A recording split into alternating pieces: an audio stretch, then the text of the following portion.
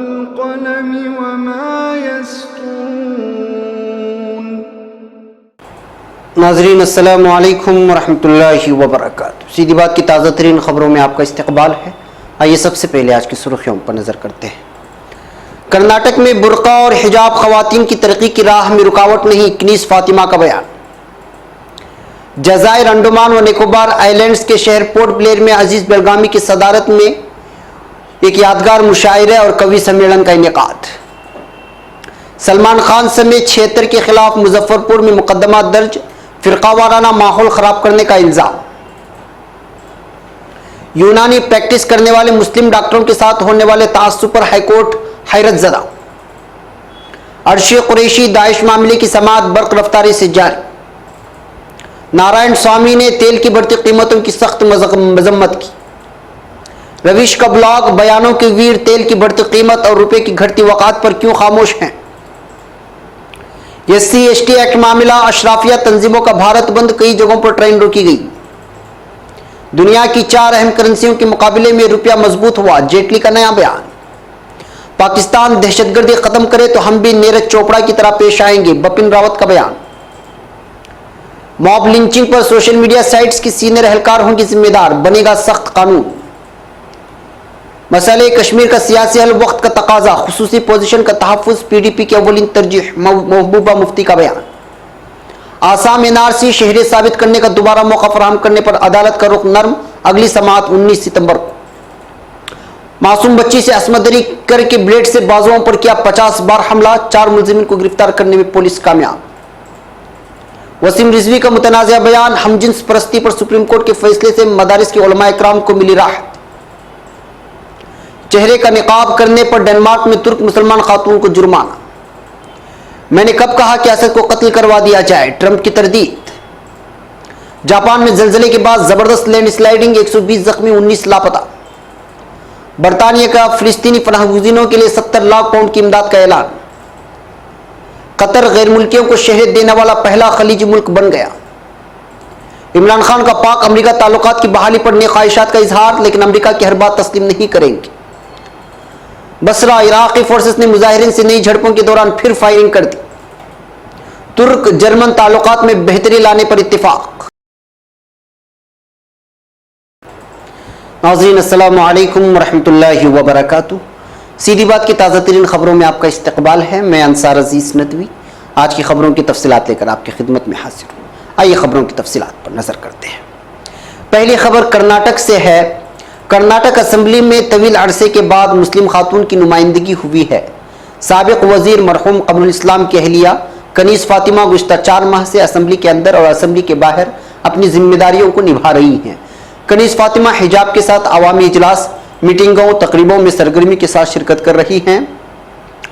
उनका कहना है कि वो एक घरेलू खातून थी, लेकिन अपने शोहर के अचानक इंतकाल के बाद उन्हें मजबूरन सियासत में आना पड़ा।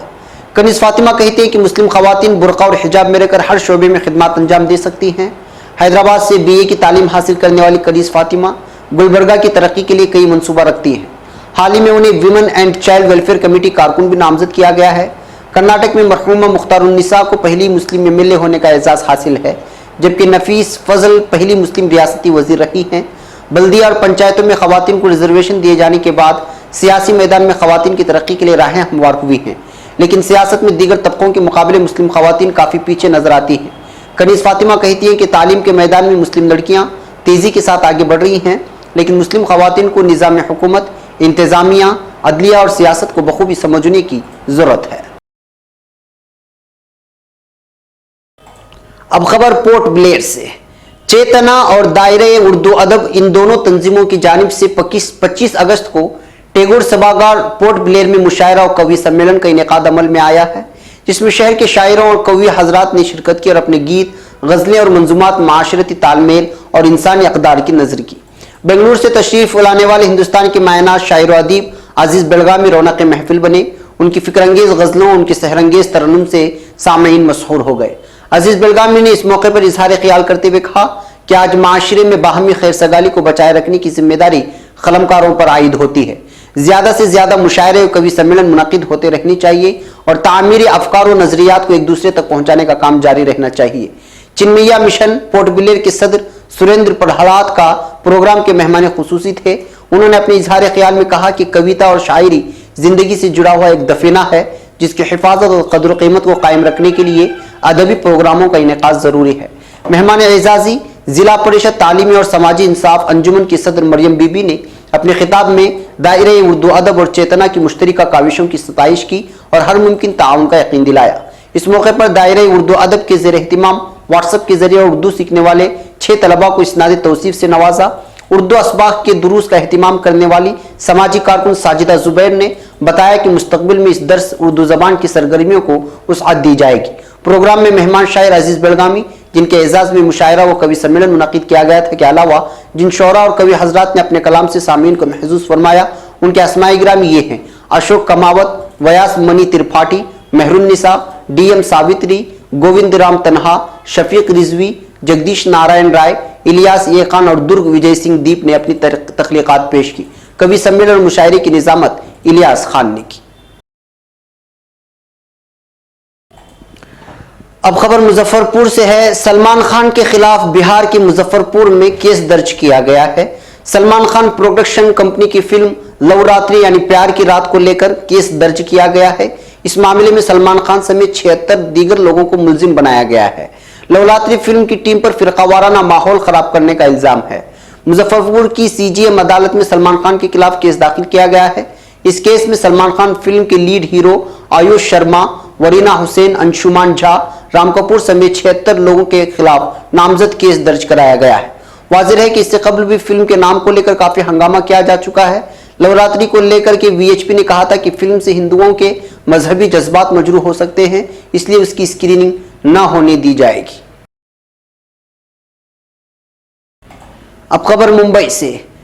BUMS के जरिए पढ़ाई मुकम्मल करके तिब्बी खिदमात अंजाम देने वाले मुस्लिम डॉक्टरों के साथ सौतेला सलूक किए जाने वाले मरकजी हुकूमत व महाराष्ट्र हुकूमत के फैसले के खिलाफ जमीयत उलमाए महाराष्ट्र के तवस्सुस से मुंबई हाईकोर्ट में दाखिल पिटीशन पर आज समाअत अमल में आई, जिसके दौरान 2 रुकनी बेंच ने BUMS डॉक्टरों के साथ होने वाली ज्यादतियों पर हैरत का इजहार करते हुए सरकार से 3 हफ्तों के अंदर जवाब तलब किया है।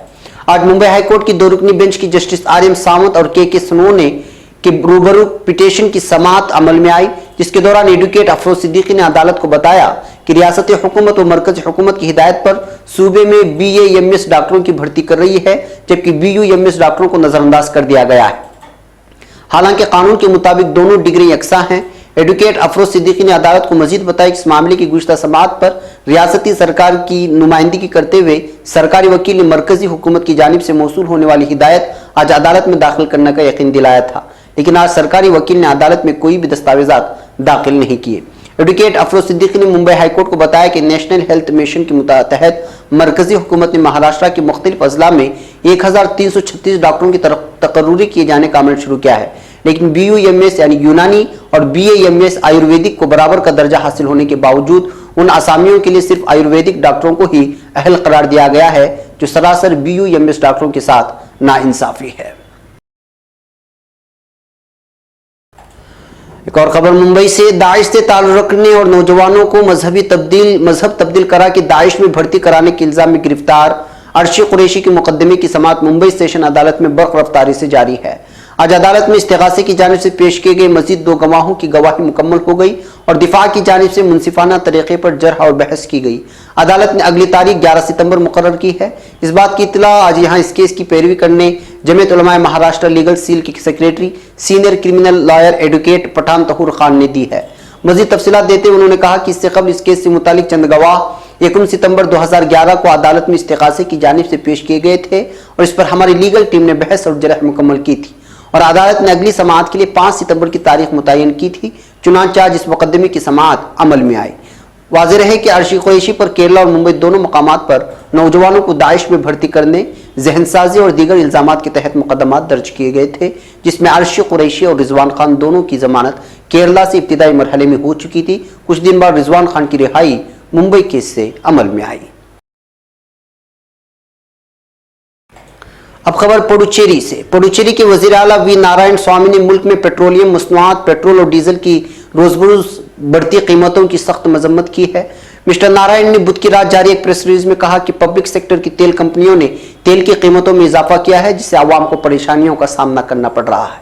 उन्होंने कहा, पेट्रोलियम मसनूआत की कीमतों में इतना ज्यादा इजाफा मुल्क की तारीख में पहले कभी नहीं हुआ था। इसकी वजह से सभी जरूरी अशिया की कीमतों में इजाफा होगा।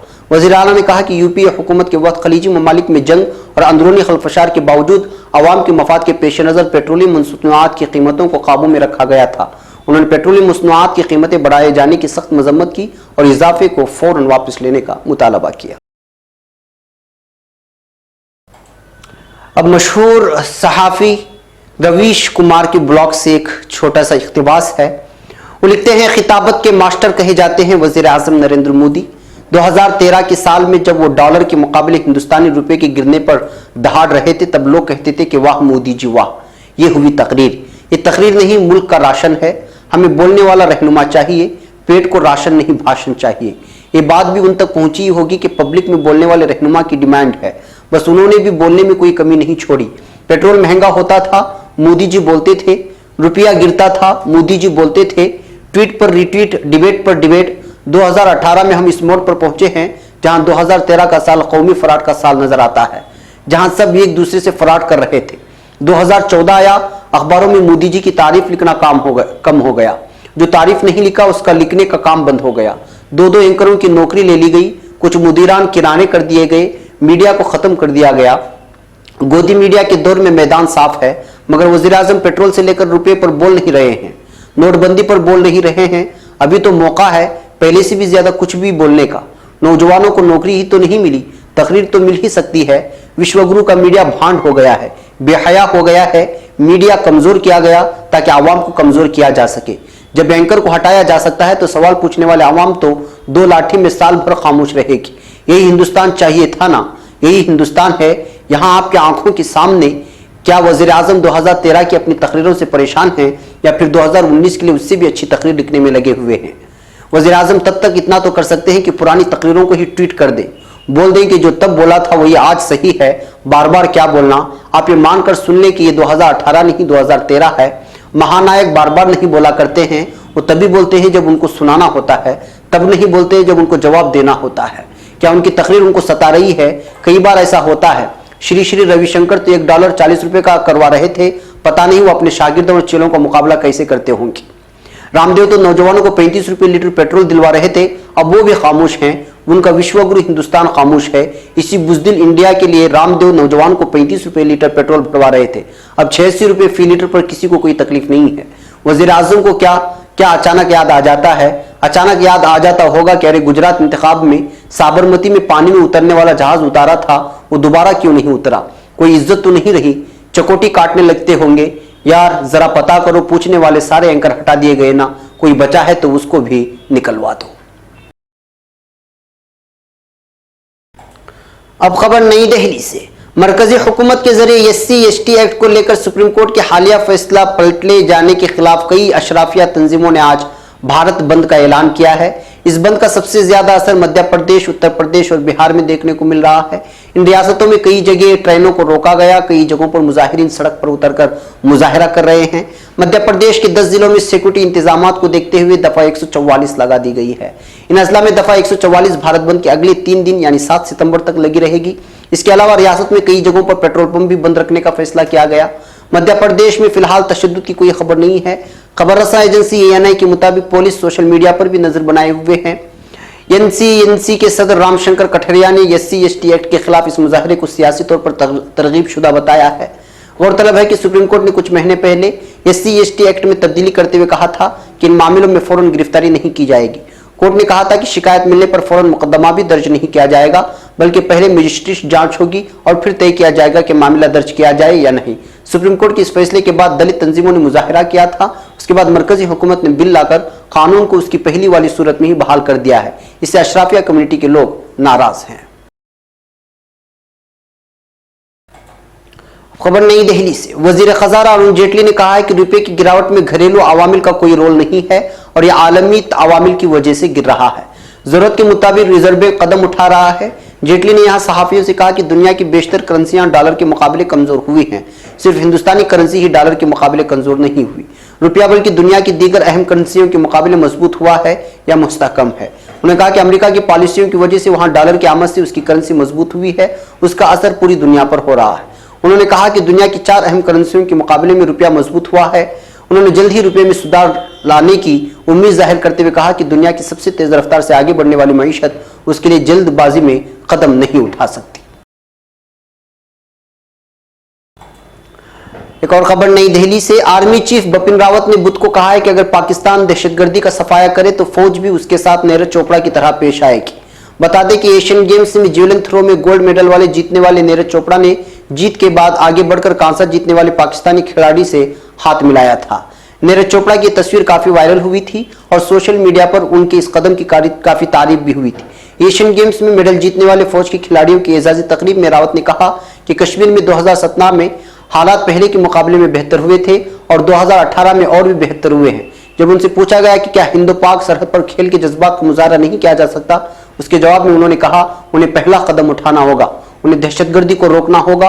वो दहशतगर्दी को रोकेंगे तो हम भी नीरज चोपड़ा जैसे हो जाएंगे।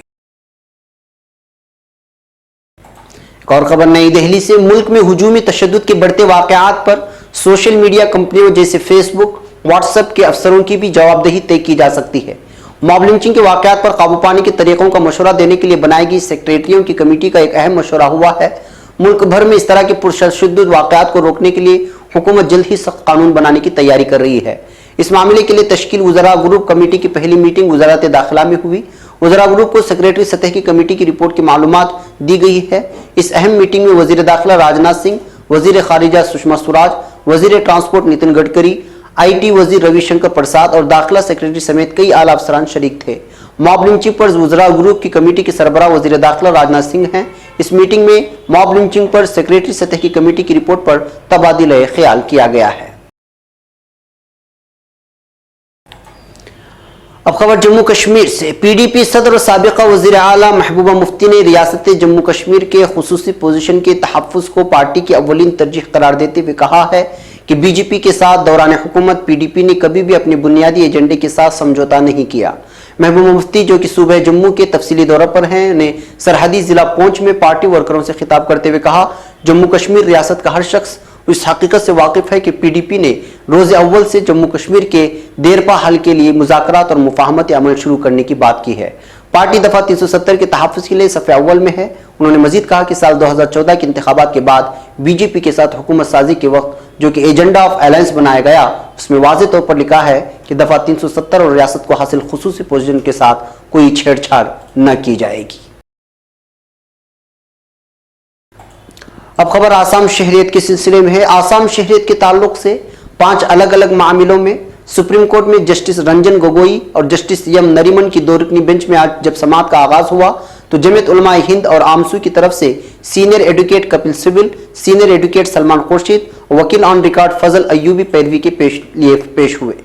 मिस्टर कपिल सिब्बल ने समाअत के दौरान बेंच को मुखातब करके कहा कि अदालत ने तरीक़ेकार पर जमीयत उलमा हिंद, आमसू और पिटिशंस को तहरीरी तौर पर अपनी राय पेश करने की हिदायत की थी। चुनांचे हमने गुज़िश्ता 25 अगस्त को ही अदालत के सामने तहरीरी तौर पर अपनी राय पेश कर दी थी। मिस्टर सिब्बल ने वजाहत की कि इसमें ज़रूरी नुक्तों की वजाहत कर दी गई है जिन पर हम आज अदालत से कुछ कहना चाहते हैं। इस पर फाजिल जजों ने कहा कि आपकी बात आइंदा 19 सितंबर की समाअत में हम जरूर सुनेंगे और आपकी पेश करदा राय पर भी गौर किया जाएगा। सरेदस्त आप लोग हमारी इस तजवीज़ पर अपनी राय दें कि क्यों ना इन लोगों के लिए जो अपनी शहरियत साबित नहीं कर सकते हैं, दोबारा शहरियत के दावे के वक्त लेगेसी डॉक्यूमेंट यानी शहरियत का दस्तावेजी सबूत की तादाद 15 से कम करके 10 कर दी जाए और शर्त के साथ कि दस्तावेजात पहले क्लेम के साथ जमा ना किए गए। काबिल जिक्र है कि हुकूमत की तरफ अदालत में पेश करदा तरीक़ेकार में शहरियत साबित ना कर पाने वालों को दोबारा मौका देने की बात कही गई है और सबूत के तौर पर अब अपने बाप दादा वगैरह का नाम पेश करने की सहूलत देने की बात भी कही गई है। अब खबर यमुनानगर से। यमुनानगर में 13 साल के मासूम से अस्मत दरी के मामले में पुलिस ने 4 मुलजिमीन को गिरफ्तार करने में कामयाबी हासिल कर ली है। इस मामले में 2 मुलजिमीन अभी भी पुलिस की गिरफ्त से बाहर हैं। वाज़ेह है कि 3 साल के मासूम से 6 नौजवानों ने अस्मत दरी की वारदात को अंजाम दिया था। मुलजिमीन ने मासूम के जरिए मुखालिफत करने पर उसकी बाजुओं में ब्लेड से 50 बार हमले भी किए थे। खून से लथपथ मासूम देर रात घर पहुंची और अहले खाना को अपने आप बीती सुनाई। मुतासिरा के अहले खाना ने उसकी शिकायत पुलिस को दी है। पुलिस ने मुतासिरा का मेडिकल कराने के बाद मजिस्ट्रेट के सामने उसने बयान दर्ज करवाए। वारदात को अंजाम देने वाले पांचों मुलजिम रिश्ते में मुतासिरा के भाई लगते हैं। फिलहाल पुलिस मामले की जांच कर रही है। अब खबर लखनऊ से है। शिया वक्फ बोर्ड के चेयरमैन और अपनी बिगड़ी जबान की वजह से मशहूर वसीम रिजवी एक बार फिर अपना मुतनाज़ा बयान देकर सुर्खियों में आ गया है। इस बार उसने खवातीन हमजिन्स परस्ती और होमोसेक्स मर्द हमजिन्स परस्ती को लेकर मदारिस के उलमा इकराम पर तनकीद की है। लखनऊ में जुमेरात को एक वीडियो जारी करते हुए वसीम रिजवी ने कहा है कि आज होमोसेक्स और लेस्बियन को लेकर आए सुप्रीम कोर्ट के फैसले से सबसे ज्यादा राहत उलमा इकराम को मिली होगी। वसीम रिजवी का कहना था कि होमोसेक्स और लेस्बियन सेक्स की इस्लाम में सख्त ममानियत है, फिर भी इस्लाम की तालीम देने वाले मदारिस में मौलाना होमोसेक्स के कामों में मुलव्वस रहते हैं। इस तरह मुतनाज़ा बयान देकर वसीम रिजवी ने अपनी खबीस ज़हनियत का सबूत दिया है। सुप्रीम कोर्ट के जरिए होमोसेक्स और लेस्बियन सेक्स को मंजूरी देने के बाद हम समझते हैं सबसे बड़ी राहत शिद्दत पसंद मदारिस के मौलाना लोगों को मिली होगी, क्योंकि शरई तौर पर हमजिन्स परस्ती हराम है। ये कहना था मुतनाज़ा बयान खबीस रिजवी का। उन्होंने कहा कि शरीयत का कानून इस मामले में हिंदुस्तान में नाफिज नहीं होता, लेकिन आइन के तहत बनाए गए कानून में पहले जुर्म था, लेकिन अब यह नहीं है। होमोसेक्स मामले में कानूनी दुश्वारियां अब इन मौलाना लोगों के लिए खत्म हो चुकी है। शिया वक्फ बोर्ड के चेयरमैन वसीम रिजवी को मलहूज रहे कि उनको इस्लाम से खारिज कर दिया गया है और उन्होंने उनके मददगारों से भी उनसे बाइकाट की अपील की गई है, इनके इसी तरह के मुतनाज़ा बयानात की वजह से। अब खबर डेनमार्क से। डेनमार्क की पुलिस का कहना है कि वीजे की तजदीद के लिए पुलिस सेंटर में बुर्का पहनकर दाखिल होने वाले एक मुसलमान खातून को 1000 क्रोना यानी $155 के मसावी रकम का जुर्माना किया गया है। एक रिपोर्ट के मुताबिक मगरबी डेनमार्क के अलावा आरहोस में पुलिस ने बताया कि तुर्की से ताल्लुक रखने वाली एक 48 साल मुसलमान खातून चेहरे का निकाब करके पुलिस सेंटर में दाखिल हुई। पुलिस का कहना था कि उसे इल्म नहीं कि डेनमार्क के कानून में चेहरे के निकाब की इजाजत नहीं दी गई। ख्याल रहे कि बुर्का पर पाबंदी के मुतनाज डच कानून की मंजूरी के बाद अब डेनमार्क में बहुत कम खवातीन को बुर्के में देखा जाता है। पुलिस का कहना है कि खातून ने जुर्माना अदा करने के बाद चेहरे का निकाब उतार दिया और वापस चली गई। अब खबर अमेरिका से है। इस्राएली खुफिया उमूर के वजीर इसराइल काट्स ने कहा है कि उन्हें इल्म नहीं कि सदर डोनाल्ड ट्रंप ने अपने शामी हम मनसब बशार अल असद को कत्ल करने के अहकाम दिए थे। याद रहे कि अमरीकी सहाफी ने अपनी नई किताब में ट्रंप पर इल्जाम लगाया है। इसराइली वजीर ने बताया कि उन्हें ऐसा इल्म कभी भी नहीं था कि अमरीकी सदर डोनाल्ड ट्रंप ने कभी शामी सदर बशार असद को हलाक करने के अहकाम जारी किए थे। वाज़ेह है कि वाटरगेट रिपोर्टर बॉब वडोड की नई किताब फियर ट्रंप इन दी व्हाइट हाउस में यह इंकिशाफ किया गया है कि अप्रैल 2017 में शामी शहरियों पर कीमियाई हमलों के बाद ट्रंप ने अपने वजीर दिफा से कहा था कि वो बशार अल असद को कत्ल करवा दें। इस किताब में दावा किया गया है कि वजीर दिफा जेम्स मैट्स ने इस वक्त ट्रंप के साथ इत्तेफाक किया था, लेकिन जब शाम में अमरीकी फिजाई कार्रवाइयों की मनसूबाबंदी की गई तो दानिस्ता तौर पर महदूद पैमाने पर गोलाबारी की गई, जिससे बशार असद को खतरात लाहक न हुए। दूसरी तरफ अमरीकी सदर डोनाल्ड ट्रंप ने अपने एक ट्वीट में इन इल्जामात को मुस्तरद कर दिया है। उन्होंने कहा कि मेट्स से मंसूबे बयानात मनगढ़ंत हैं, जबकि वजीर दिफा जेम्स मेट्स ने भी वडोड की इस किताब को मुस्तरद करते हुए कहा है ये खबरें बेबुनियाद हैं। अब खबर टोक्यो से। जापान के शिमाली जजीरे होकाइडो में जुमेरात की सुबह जलजले के शदीद झटके महसूस किए गए हैं, जिसकी शिद्दत रेक्टर पैमाने पर 6.7 थी। जापान के सरकारी टेलीविजन एनएच की रिपोर्ट के मुताबिक जलजले की वजह से जबरदस्त लैंडस्लाइडिंग की जद में आने से 120 अफराद जख्मी हो गए और 19 अफराद लापता हैं। सरकारी टेलीविजन के मुताबिक अतस्मा शहर के देही इलाके में पहाड़ी सिलसिले के साथ तवील फासले तक जबरदस्त लैंडस्लाइडिंग को फुटेज में देखा जा सकता है। इब्तिदाई रिपोर्ट में किसी के मरने की इत्तला नहीं है। मकामी मीडिया रिपोर्ट के मुताबिक एक शख्स की सीढ़ियों से गिरने के बाद दिल का दौरा पड़ने से मौत हो गई। जापान की होकाइडो बिजली कंपनी ने कहा है कि जलजले के बाद फोसल ईंधन से चलने वाले तमाम पावर प्लांट्स को हंगामी तौर पर बंद कर दिया गया है। अब खबर लंदन से। बरतानिया की हुकूमत ने फिलिस्तीनी पनाहगुज़ीनों के इदारे रिलीफ एंड वर्क्स एजेंसी ओनरवा को दरपेश माली बहरान में मदद के लिए इजाफी 70 लाख पाउंड फंड फराहम करने का ऐलान किया है। इससे कबल बरतानिया फिलिस्तीनी पनाहगुज़ीनों के लिए 45.5 मिलियन पाउंड की रकम फराहम करता रहा है। बरतानी वजीर बराए मशरिक़ वस्ती एलिस्टर बेरेट ने कहा है कि हुकूमत फिलिस्तीनी पनाहगुज़ीनों के दरपेश माली बहरान के हल में मदद के लिए सेहत और तालीम के शोबों में 70 लाख ऑस्ट्रेलियाई पाउंड की रकम फराहम करेगा। बयान में कहा गया है कि फिलिस्तीनी पनाहगज़ीनों की माली इमदाद मशरिक़ी वस्ता में इस्तेहकाम के लिए ज़रूरी है। अब कतर दोहा से। कतर गैर मुल्कियों को शहरत देने वाला पहला खलीजी मुल्क बन गया है। अमीर कतर शेख तमीम बिन हम्माद अस्सानी की तरफ से जारी हुक्मनामे के मुताबिक हर साल 100 गैर मुल्कियों को शहरियत दी जाएगी और उन्हें कतरी शहरियों के बराबर हुकूक हासिल होंगे। 20 साल कतर में रहने वाले गैर मुल्की शहरियत के अहल होंगे, जबकि ऐसे गैर मुल्की शहरी जो कतर में पैदा हुए और उन्हें 10 साल गुजर चुके हों वो भी शहरियत के लिए अहल होंगे। अब खबर पाकिस्तान से। पाकिस्तान का दौरा करने वाले अमरीकी वजीर खारिजा माइक पोम्पियो ने वफ्द के हमरा वजीर आजम इमरान खान से मुलाकात की है, जिसमें army chief general Qamar Javed Bajwa ने भी शिरकत की। मुलाकात में पाक अमरीका ताल्लुकात, अफगानिस्तान में अमन अमल और पाकिस्तान के लिए अमरीकी इमदाद की मुअत्तली के मसले पर बातचीत की गई। माइक पोम्पियो की ज़ेर क़ियादत वफ्द अमरीकी फौज के जनरल जोसेफ डनफोर्ड और दीगर हुकाम भी मौजूद थे। वज़ीर आज़म इमरान खान ने पाकिस्तान और अमरीका के दरमियान ताल्लुकात की बहाली के लिए नेक ख्वाहिशात का इजहार करते हुए कहा है कि अमरीका के साथ एहतराम और एतमाद की बुनियाद पर ताल्लुकात को मुस्तहकम करना चाहते हैं।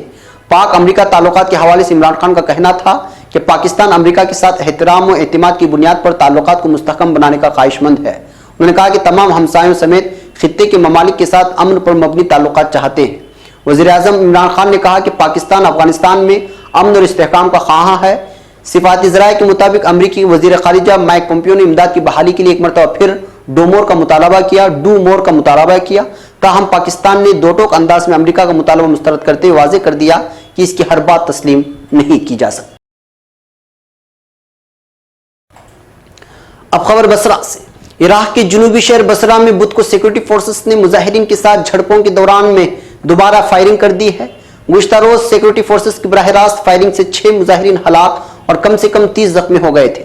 फ्रांसीसी खबरसा एजेंसी AFP से वाबस्ता एक सहाफ़ी ने बताया कि शहर में वाक़ई सूबाई हुकूमत के इलाकाई हेडक्वार्टर्स के बाहर हजारों मुजाहिरीन अपने मुतालबात के हक में एहतिजाज कर रहे हैं। सिक्योरिटी फोर्सेस के एहलकारों ने उन्हें मुंतशिर करने के लिए अश्क आवर गैस के गोले फेंके हैं और फायरिंग की है, लेकिन उनका मुजाहिरीन को मुंतशिर करने का यह हरबा नाकाम रहा है। इसके जवाब में उन्होंने सिक्योरिटी एहलकारों की जानिब आतिशगीर मवाद और पटाखे फेंके हैं, जिससे सूरत हाल कशीदा हो गई है।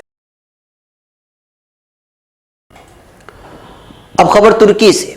जर्मनी और तुर्की के दरमियान कई माह से जारी तनाव के खात्मे और ताल्लुकात की बेहतरी पर इत्तेफाक हो गया है। जर्मन वजीर खारिजा बाइको मास और उनके तुर्क हममनसब मौलूद चावुशओग्लू ने अनकरा में होने वाली मुलाकात में मुस्बत ताउन बढ़ाने का अज़्म जाहिर किया है। चावुशओग्लू ने वाज़ेह किया है कि वो ताल्लुकात की इस बेहतरी के लिए कोई शर्त मानने को तैयार नहीं, ताहम जर्मनी का मुतालबा है कि तुर्की में ज़ेर हिरासत जर्मन शहरियों को फौरी तौर पर रहा किया जाए। वाज़ेह है कि हाइको मास गुज़िश्ता रोज तुर्की पहुंचे थे। नाज़रीन, ये थी आज की ताज़ा तरीन खबरें। अगली ताज़ा तरीन खबरों के साथ फिर आपसे मुलाकात होगी। हमारी पूरी टीम को यहाँ पर इजाज़त दें। इजाज़त से पहले वही दरख्वास्त कि आप हमारे चैनल को सब्सक्राइब करना और हमारे वीडियोस को शेयर करना हरगिज़ ना भूलें। हमें यहाँ पर इजाज़त दें। अस्सलामु अलैकुम व रहमतुल्लाहि व बरकातुहू।